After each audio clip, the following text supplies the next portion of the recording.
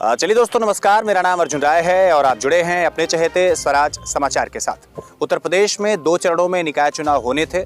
पहले चरण में 4 तारीख को, उसके बाद दूसरे चरण में 11 मई को चुनाव होने वाले हैं। पहले चरण का चुनाव जहां सकुशल संपन्न रहा, वहीं दूसरे चरण का चुनाव सकुशल संपन्न हो, ये सब कुछ ठीक कराने के पीछे सरकार और शासन की मंशा बहुत स्पष्ट और बड़ी बेबाक दिखती है। इस वक्त मैं मौजूद हूं आजमगढ़ की बड़ी ही लोकप्रिय नगर पंचायत कटघर लालगंज में और यहां से जनता क्रांति पार्टी के राष्ट्रीय अध्यक्ष मेरे साथ जुड़े हैं। मैं उनसे बातचीत करता हूं, लेकिन एक ऐसा शख्स जो कभी भाजपा के साथ जुड़ा था, आज वो एक अलग दूसरे दल के साथ आया है। क्या वो राजनीतिक रूप से महत्वाकांक्षा उनकी ठीक नहीं है या फिर आम जनता ने उन्हें मौका देने की वकालत की है? मेरे साथ उसी पार्टी से राष्ट्रीय अध्यक्ष जी मौजूद हैं। सर, स्वागत करते हुए एक सवाल के साथ शुरुआत करते हैं। बहुत कम वक्त बचा है, 3 दिन से कम का वक्त बचा है, चूंकि 24 घंटे पहले चुनाव प्रचार प्रसार बंद हो जाने वाला है। लगातार आप जनसंपर्क कर रहे हैं अपने प्रत्याशी संतारा देवी के लिए, कैसा रिस्पांस कटघर की जनता की तरफ से मिल रहा है? कटघर की जनता संतारा चौहान जी का स्वागत कर रही है और संतारा जी के साथ है। और संतारा जी के हस्बैंड इंद्राज चौहान जी अपने गांव का प्रतिनिधित्व किए हैं और ये गांव उनके साथ जुड़ा हुआ है। तो ये गांव में काफ़ी काम किए हैं, विकास किए हैं और गांव की जनता इन लोगों से खुशहाल है। वही देख कर के शहर नगर की जनता इंद्राज चौहान जी को और संतारा चौहान जी को पसंद कर रही है और हम लोगों को विश्वास है और कटघर लालगंज की जनता को भी विश्वास है कि संतारा चौहान जी सबसे अच्छे उम्मीदवार हैं और नगर के लिए सबसे शुभ होंगे और नगर के चौमुखी विकास के लिए संतारा चौहान और इंद्राज चौहान जी का आना जरूरी है।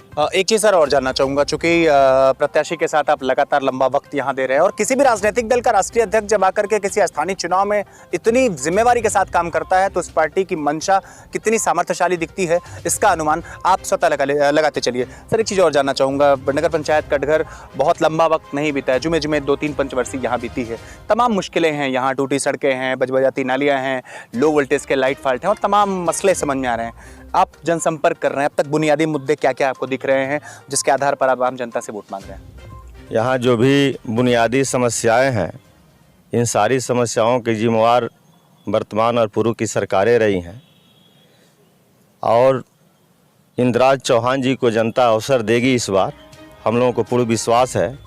और जो यहाँ समस्याएं हैं, निश्चित 5 साल बाद जब आप मिलेंगे तो एक भी समस्याएं यहाँ नहीं रहेंगी। जो टूटी हुई सड़कें हैं, सारी सड़कें दुरुस्त हो जाएंगी। यहाँ जो बिजली की समस्या है, बिजली की समस्या समाप्त हो जाएगी। नाली निकास का पूरा प्रबंध कर दिया जाएगा, इसलिए कि इनको अनुभव है।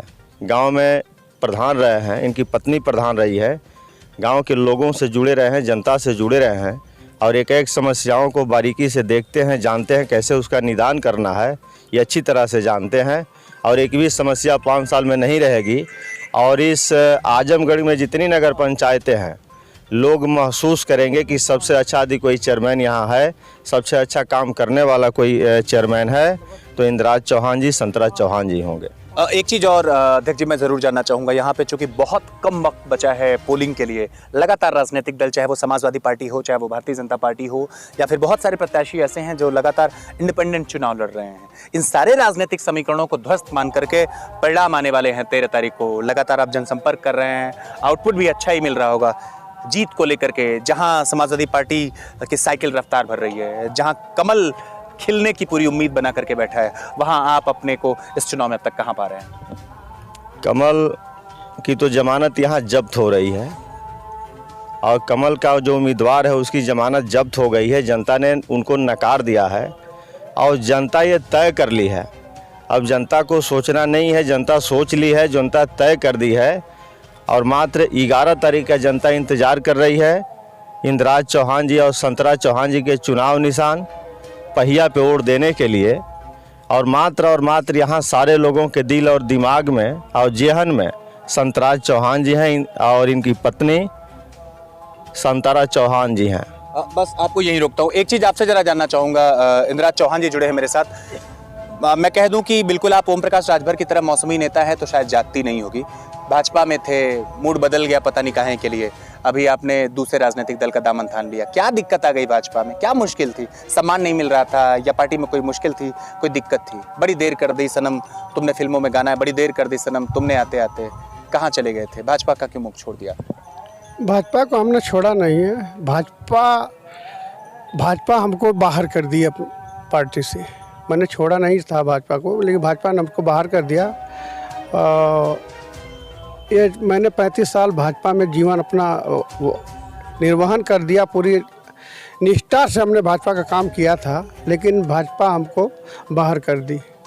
सिर्फ और सिर्फ इतना ही नहीं, बल्कि मैं आपको बताते चलूं कि कल यहाँ लालगंज के जो जिला अध्यक्ष है भारतीय जनता पार्टी के ऋषिकांत राय ने ऐसे तमाम 15-16 लोगों के नाम उस लिस्ट से बाहर कर दिए जिन्होंने बागी गतिविधियां की, उन्हें निष्कासित कर दिया गया। मेरे साथ जिस राजनीतिक दल से इस बार संतारा देवी को टिकट मिला उसके राष्ट्रीय अध्यक्ष जी थे, उनके प्रतिनिधि के तौर पर उनके पति इंदिराज चौहान जी थे। और नगर पंचायत कटघर में एक पत्रकार होने के नाते मैं ये नहीं कह सकता कि आप किसे मतदान करिए, लेकिन ये कहते हुए मुझे कतई गुरेज भी नहीं है कि एक ऐसे व्यक्ति का चुनाव करिए, एक ऐसे प्रतिनिधि का चुनाव करिए जो आपके सुख दुख में खड़ा रहता हो, एक ऐसे प्रतिनिधि का चुनाव करिए जो राजनीतिक प्रत्यंचाओं से बहुत दूर रहता हो, जिसमें सामर्थ्य हो, जिसमें पौरुष हो, जो शासन सत्ता की ईंट से ईंट बजा सके। जुड़े रहिए स्वराज के साथ, जुड़े रहिए मेरे साथ। नमस्कार।